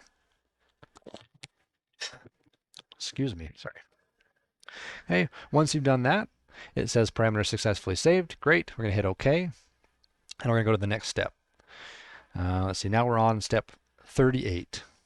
Okay, in my instructional guide. It says you're going to search for serial 7, so we're just going to backspace and type 7 there. And we should see serial 7 protocol pop up. Its default was 23. We're going to change it to -1. And we're going to write that param. Okay, hit OK there. All right, we're going to pause the video there. All right, we are now on step 39 of my instructional guide. AHRS flight controller orientation configuration in Mission Planner. So in this step, we're going to again be inside the config full parameter list page. This time we're going to search over here on the right hand side for AHRS underscore orientation. You can just start typing it, it should find it, but there it is, AHRS orientation. Okay. If you followed my instructional guide and have your flight controller mounted the same way as me and the front of your aircraft is the same way as mine is, then you will be able to type 8 and you should get that correct. If not, you may need to experiment with different values. Okay. In step 40, it talks about the different parameters you can set here. Basically, this is controlling which way the flight controller thinks is forward and which way it thinks is up, and that allows your artificial horizon to move correctly. Up until this point, it's probably been moving like backwards, or you tilted it forward and it looked like it was leaning back on the artificial horizon. It wasn't correct, right? So at this point, you will edit this value. Again, you can try 8 if you mount it the same way as I did, but if you have things a different way, you'll need a different value. You need to pick one of these values that corresponds to how you have rotated the flight controller. The default configuration for the flight controller would be with that little arrow on the flight controller board on the top facing the front of the copter. But we didn't do that, or most of you probably didn't do that, so you need to pick a number that corresponds to what you did. My number happened to be 8, which is a roll 180. So it was flipped over upside down, but it was still facing forward, if that makes sense. Once you've figured out what yours is, you can write params. If you write the wrong one, it's not going to hurt anything. Okay, once you've written it, excuse me, you can go back to the data page and make sure when you tip the front of your copter up, it goes towards the sky, the blue. Down goes towards the green, left goes towards the left, and right goes towards the right. Okay, if it doesn't do that, go back to the parameter again, change it to a different value that you think it should be at, and double check it again. So AHRS, or, orientation, okay, and you'll adjust that parameter. All right, and that takes us all the way to finishing step 42 of the instructional guide.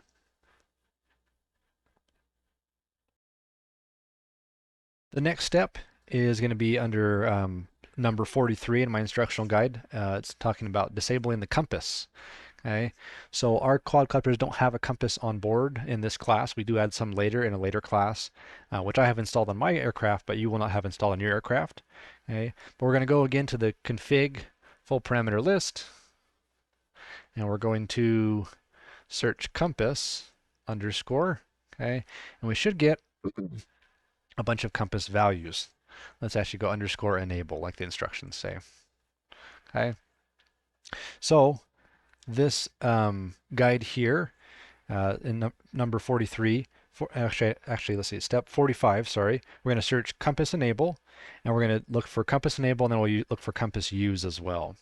So my compass enable right now is set to 0. It's disabled. I haven't yet enabled the compass on my aircraft, and you don't have a compass, so you'll actually want to set yours to 0 as well. The default is 1 to have it enabled, but we want it to set it to 0. Okay, and then we'll write our params to the aircraft. That is because Ardupilot will look for a compass when the aircraft boots up every time by default, and if it doesn't find one, it won't let you fly the aircraft. Now, of course, you can fly without a compass, but that's the default behavior, so we tell the aircraft we don't have a compass, so stop looking for it. So we'll do compass enable that way, and then we'll look for compass use. And there's 3 of them here, compass use, use 2, and use 3. Go ahead and disable all of those as well. So they're all set to 0, and then write your params. Okay. All right, let's pause there briefly. The next step, 46, is to save a backup of these settings we've changed from the defaults. Okay, to do that in Mission Planner, you're going to go up here to the right-hand side. We're inside Config, Full Parameter List. We're going to Save to File.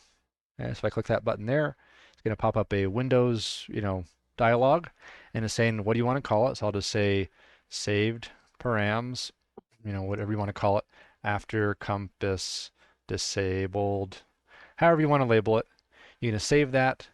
Now let's go ahead, I'll just save it on my desktop or someplace where you can find it, okay, later. This is your backup. I'm going to hit save. And it doesn't give you any confirmation, but if you go and check the desktop, you should see a file there that's named what you just named it, and it's just like it looks like a text file basically, but it is your backup of your parameters. So if for some reason you have to flash the firmware again or something like that, you don't have to redo all these settings manually. You can just load from file all those settings that you just saved. Okay, so you click on that, you hit OK.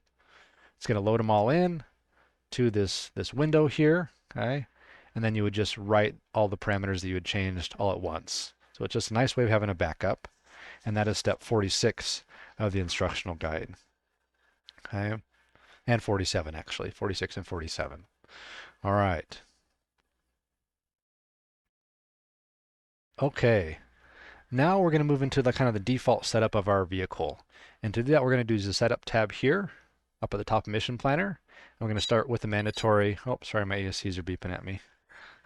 I'm going to start with the mandatory hardware section of the setup guide. If I click on mandatory hardware, we're in step 48 right now. We have all of these different options, and 48 talks about mandatory hardware, and then we go to our frame type. Okay, so 49 says click frame type. All right, and tells us to select this box here next to the undefined box. Okay, and then we select the X option here for an X type frame. That's what kind of frame we have. It's not a V or an H or anything else, it's an X. So we'll select that. Okay, you might hear your motors beep when you do that for the first time. Next, we're going to go to the accelerometer calibration. We're going to skip over initial tune parameters for now, accelerometer calibration. Okay, and we're going to use this top button here, calibrate accelerometer. Okay, so when I click this, it's going to ask me to place the aircraft in different orientations. Okay, and so if I click it right now, it's going to say place the vehicle level and press any key. So my aircraft's already sitting on the table, it's level, it's flat, so I can go ahead and hit the space bar. Now it's going to say place vehicle left. Let me flip over here and show you what I'm doing. So vehicle left means I'm going to place the vehicle on its left-hand side. Again, the front of my vehicle is towards the top of the screen here. So left-hand side, while I'm holding the left-hand side, I'm going to go ahead and press, right to mission planner here, the space bar. Okay. Now it says place vehicle right, so I'm going to do the same thing with the right-hand side. Okay. It's up on the right-hand side. We'll look at that again real quick. Right-hand side now. Again, the front's this way, so I'm on the right-hand side. And I'm going to go ahead and press back to mission planner. Sorry for the back and forth. The space bar. Okay. It'll say nose down. It'll say nose up. And we just place it on its front. Okay. So we'll say nose down. So the front of the copter is now on the table, basically. Try to hold it as still as you can. Okay. Space bar. Nose up. Okay. And then when it says back, you're going to put the aircraft upside down. So like it's laying on its back. I'm going to show that to you here on the dot cam. So the vehicle is upside down on the table. And I'm now going to hit that last one in Mission Planner. And we'll hit the space bar. Calibration successful. Good. Great. That's perfect. Okay. You often want to do a reboot after you do calibrations. This one's no exception. You can reboot the aircraft now or later, but odds are it won't arm later on and won't start the motors until you've rebooted it at least once. Okay, so we've now gone through step 51 of the guide. We're going to skip compass on the left-hand side now in step 52. We go to radio calibration. Okay. So radio calibration is where the aircraft learns what our sticks do when we move them around. So as you can see those green bars moving around on the screen, make sure we're recording here. Okay, good. As I'm moving my physical transmitter sticks around. Okay. I should have at a minimum the stick set up and an arm switch, so one switch. You can see that move up there. Okay, and then the 4 sticks here in the center are moving as I move them. All you do is click calibrate radio and follow the instructions on screen to calibrate your radio and make sure everything's working correctly. Okay. There's a note in the guide that moving the sticks and switches to their extreme positions means moving them to the corners. We'll show that real quick. So if I'm going to do my calibration, moving my stick to the extreme position means just kind of moving it into all the corners that it can reach. Don't push really hard, just make it hit the corner. Okay. And if you have a switch, your extreme position would be just all the way up or all the way back. Okay. We've finished step 52 at this point. Let's go back to the display camera. Okay, and now we'll go to the fail-safe tab. We're going to skip over servo output and ESC calibration. We're going to go to the fail-safe tab. And we're on step 53 of the instructional guide right now. And we're going to make sure we have our fail-safe set correctly. Okay. Let's see here. All right. So in the top box here, the battery box, okay, we're going to check this box drop down and select land. Okay. And our radio drop down here, we're going to click drop down and we're going to hit enabled always land. Basically, that's what it's telling you, or what you're telling the aircraft to do is if it gets a low battery or you lose a link with your transmitter, it should just land in place. That's what it's supposed to do. We don't have a GPS on our aircraft yet, so it can't do like a return to home or anything like that. It's just going to land where it's at, and that'll be the safest option for it to fail in if you lose link or have a low battery. All right, I'm going to pause the video there.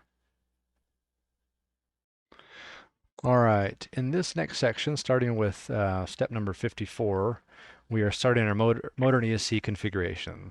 This is, I wouldn't say the most complicated part of the build, but it is a little bit more complex. There are 2 main goals for this: to make sure, number 1, that our motors are spinning in the right position. You know, the Ardupilot, when it spins a motor, it knows if it's the front right motor or rear left motor or whatever it is. And then also want to make sure that our motors are spinning in the correct direction, either clockwise or counterclockwise.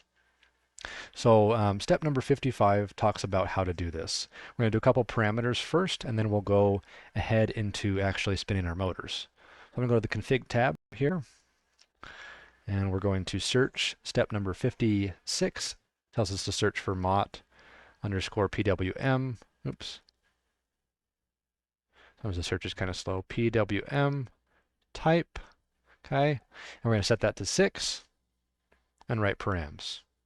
Next, we're going to search servo underscore D shot.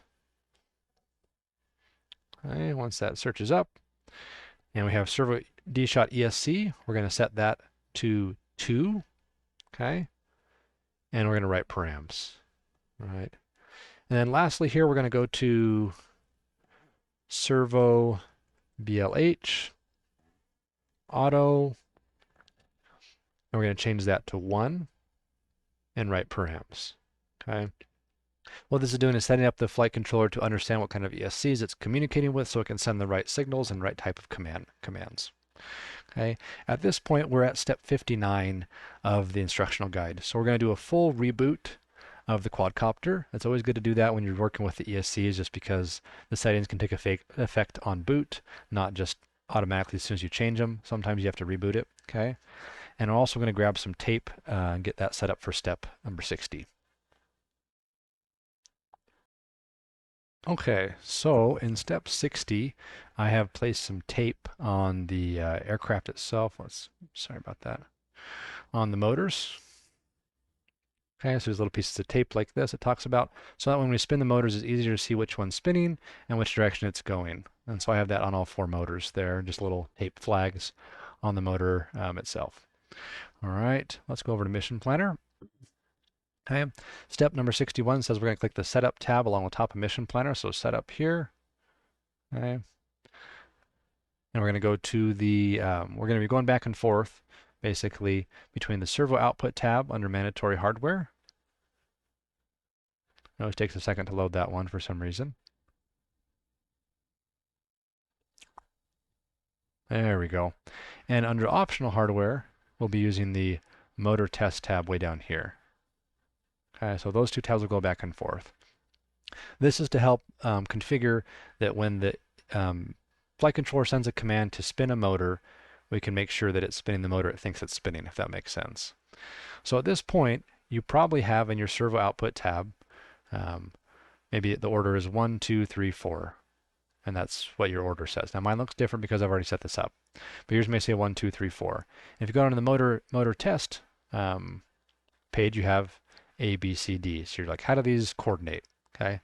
By default, on an X-type frame, Ardupilot expects motor A to be the front right motor, motor B to be the rear right motor, motor C to be the rear left motor, and motor D to be the front left motor. This is all as if you're sitting on top of the quadcopter as far as left and right and stuff like that.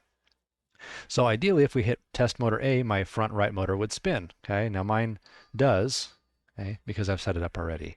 What we need to do is go back and forth between that servo output page and the motor test page to make sure we can get the motors configured correctly. So in the servo output page, what I would do to start off with is I would disable all of these except for the very first line, okay, and change that to motor 1. All right, you change it to motor 1, and then you go back to the motor test page, okay, and you'll hit test motor A, and maybe a motor will spin, maybe it won't. All right, you'll try motor B. Well, maybe it will work, maybe it won't. C and then D. One motor should spin, but it may not be the right motor, okay, for the position. And so if it's not the right motor, you'll go back to servo output, and you'll select motor 2, and then you'll try it again. And you go in the motor test page where to go. Okay. Eventually, you'll arrive at a combination with the servo output being motor 1, 2, 3, or 4, where one of these, A, B, C, or D, spins the motor, and the motor that spins is in the correct position and in physical space. So it's the front left or back right, whatever it's supposed to be. Oops. Once you get one motor, so let's say we got the first one, was motor 4, then you turn the second one on. And now I only have three to choose from, 1, 2, or 3. So I'd select 1, I go to the motor test page, and I go A, B, C, D, okay? At least we might know one of them's already working already. So let's say we go A, B, C, D is already working. And if I get one that spins in the correct position, when I click on the correct button, then we're good. Then I move on to the servo output page and move down to the 3rd line. And so on with the 4th line until you get all the motors configured correctly so that when you connect them, or when you tell them to spin with A, B, C, and D, each motor spins in the correct spot. A for A, B for B, C for C, and D for D. Okay, so you have to go back and forth a little bit to do that, but once you get it set up, you shouldn't have to ever do this again. All right, and so this is basically what steps, let's see, 61, 62, and let's see, and up to 62 basically follow this pattern. Okay, and you want to get those spinning and get them in the right positions. If you need help, of course, ask for help, but that's the basic process. Start with the first one, go through motor 1, 2, 3, 4 until you find a combination that spins one of these 4 motors in the correct spot. Okay, and after that, you just work through the other 3 until you have all 4 of them. All right. All right, we're on step 63 now in the instructional guide. Go over to Mission Planner here. We've got our motors in the right position, so A, B, C, D are all spinning correctly when I hit the button for A. Motor A actually spins, B, B, C, C, D, D, of course, okay? Now we need to make sure the motors are spinning in the right direction as far as clockwise or counterclockwise. Now, if you've installed your top plate correctly and you have basically the arrow on the top plate facing the nose of your aircraft, then there are little diagrams that say M1, M2, M3, M4 on top of your quadcopter. Let's look at that for a second. So see these little ones here, M1, 2, 3, 4, okay? The numbers don't matter as much for this, or what we're thinking about is if this is actually the front of my copter, if that's correct, then these spin directions are going to be correct. That's the way we want the motors to be spinning. Okay, basically we spin in the front and then in the back. So you have, if you think about it that way, or you can think about it in terms of clockwise and counterclockwise, we have counterclockwise, clockwise, counterclockwise, clockwise. Okay, let's go back over here. So in Mission Planner, we can spin the motors and get their positions correct, but we can't actually change the motor directions directly through Mission Planner, unfortunately. We're going to have to use another tool, and that tool is found in step 66. Okay, but before we get to step 66, I want you to spin each of your motors and take note of which direction they spin and if it's correct or incorrect. Okay, so we can go test motor A. Okay, it should spin counterclockwise. Mine's spinning counterclockwise because it's set up. But you want to note which ones are spinning in which directions, which ones are wrong, which ones are right. Okay, so make a note of that however you would like. We're then going to open up the web tool found in step number 66. The link is there, and it will look like this, the ESC configurator. This is how we change the direction of the motors using software instead of physically switching wires, which will be kind of a pain at this point. Okay.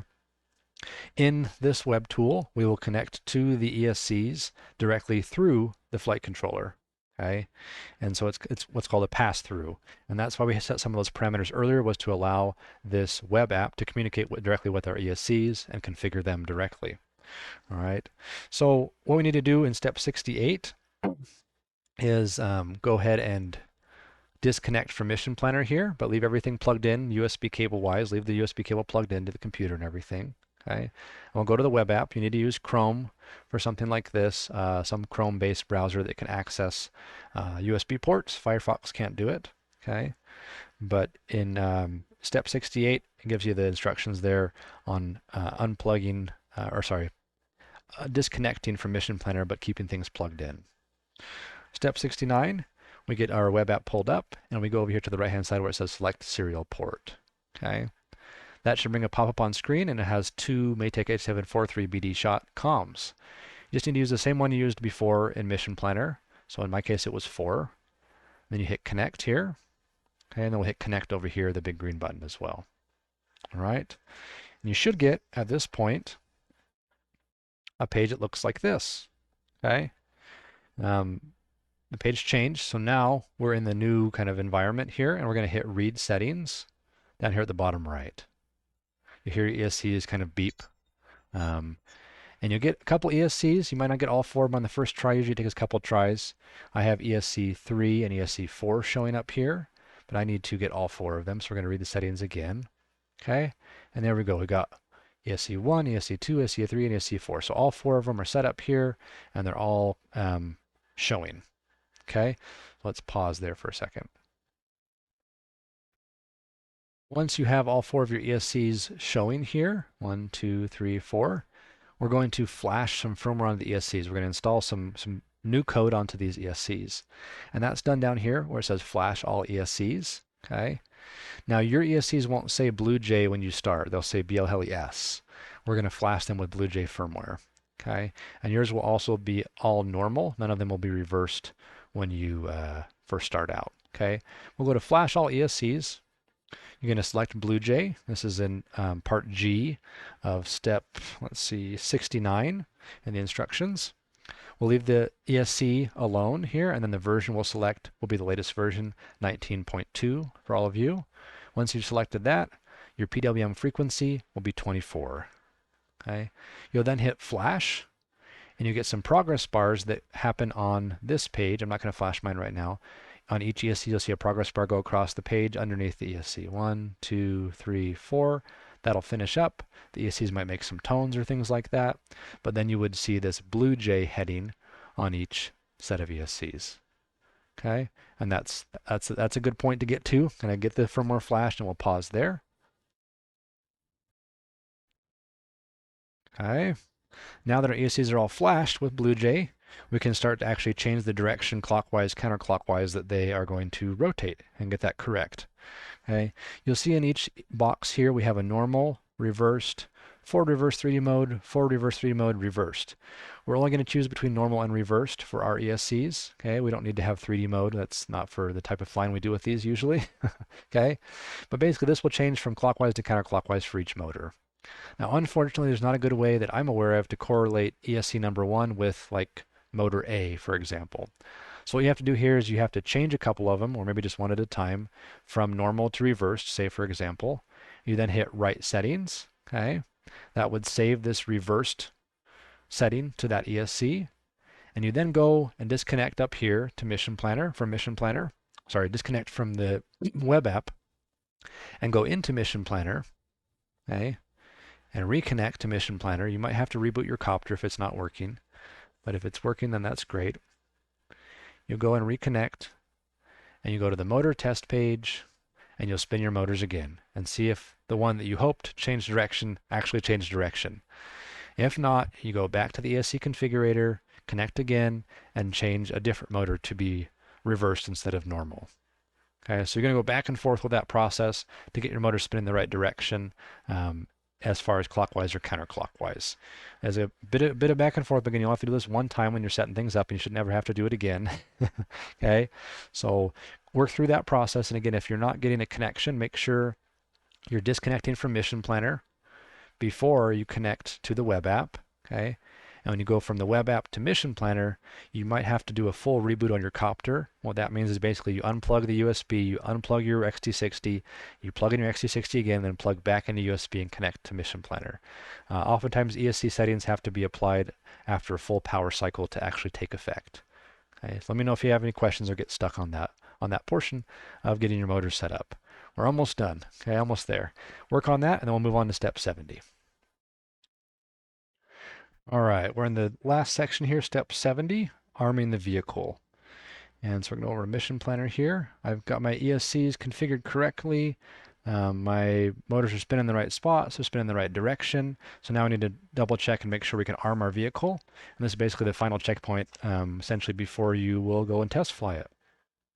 So step 70 talks about arming it. Okay, 71 says you should already have configured a switch on your transmitter to control channel 5 as an on or off toggle. Okay, so we're going to go into telling Mission Planner what to do with channel 5 in this segment. We'll go to our config menu here. Oops, config. And we'll go to our full parameter list. You're probably familiar with this by now. Our full parameter list here, and we're going to search on the right hand side. We're going to search for FLT mode. Okay, and we're going to search _ channel, or CH I should say. So flight mode channel here. Okay, we're going to set that. Mine's actually set to 12. Your default would be 5. Okay, you're going to set this to 8. Okay, this doesn't really matter for this class. We don't have different flight modes at this point, but we will add different flight modes later on with the copters. Okay, go ahead and set that to 8. Right params. Okay, and then we're going to search for RC5 option. And so RC5, 5 option, okay. And we're going to set that to 153. And what that's saying is, hey Ardupilot, on channel 5, when I flip that channel 5 switch, I want to arm or disarm. If you look closely enough in here, it's kind of a mess, but 153, arm and disarm 4.2 and higher. So that will arm our copter if it's set to 153, and we write params. Okay, perfect.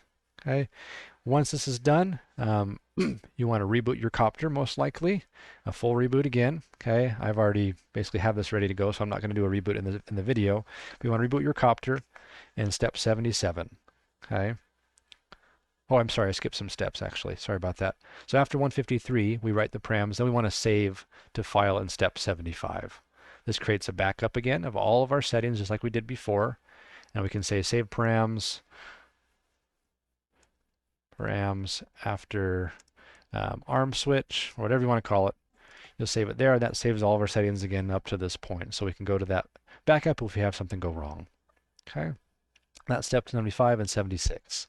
Now in 77, we're going to reboot our copter, okay? And then we're going to open Mission Planner to the data page. Okay, it's connected.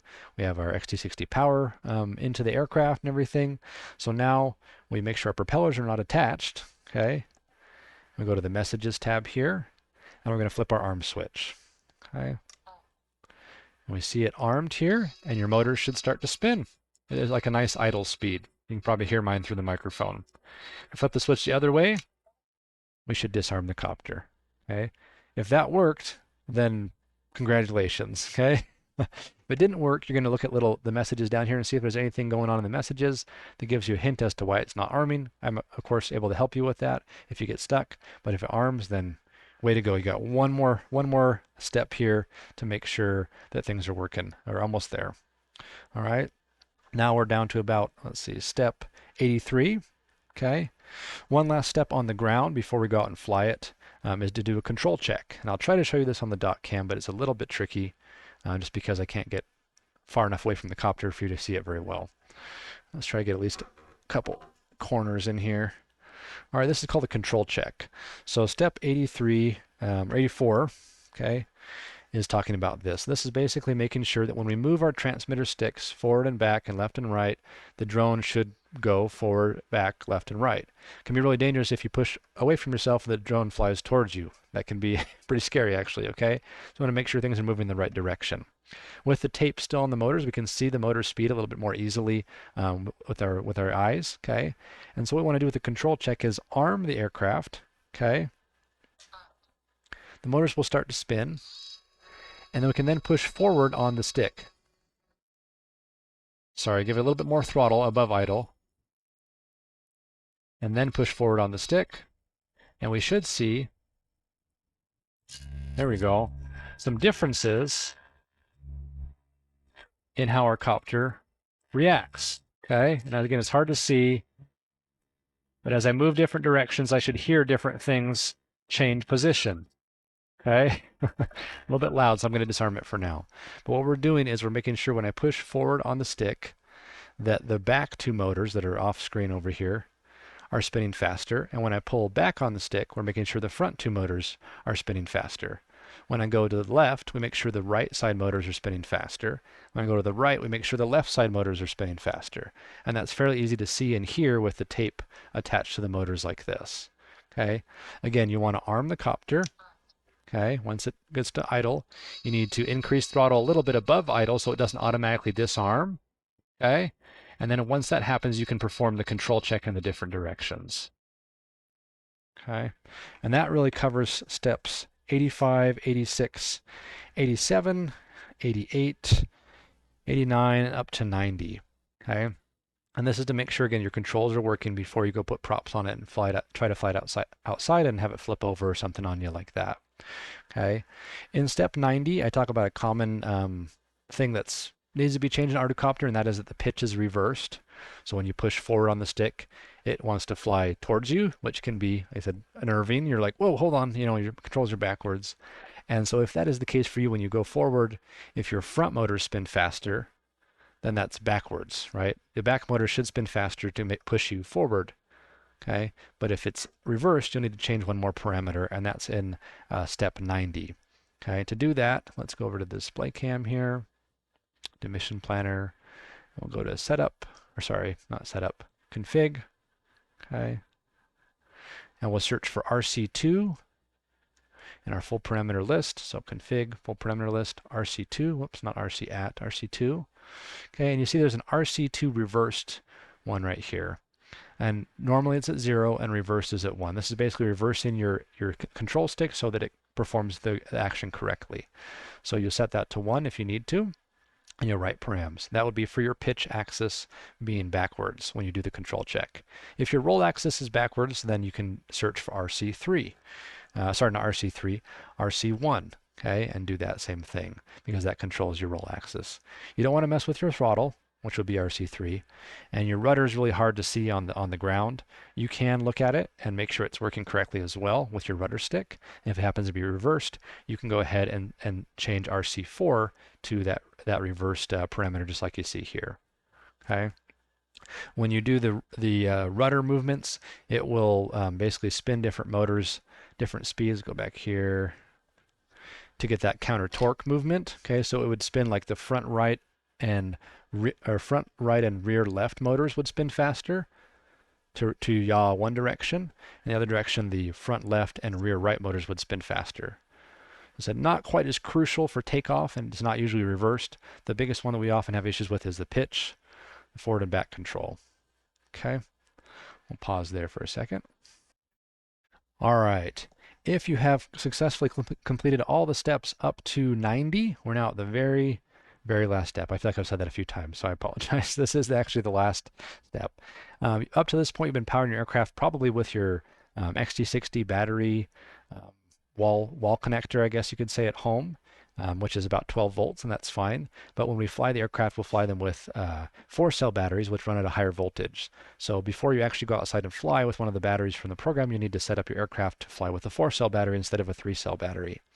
And that's pretty easy. We'll go back here to the Setup tab in Mission Planner, and we'll go to that Mandatory Hardware subheading, Initial Tune Parameters.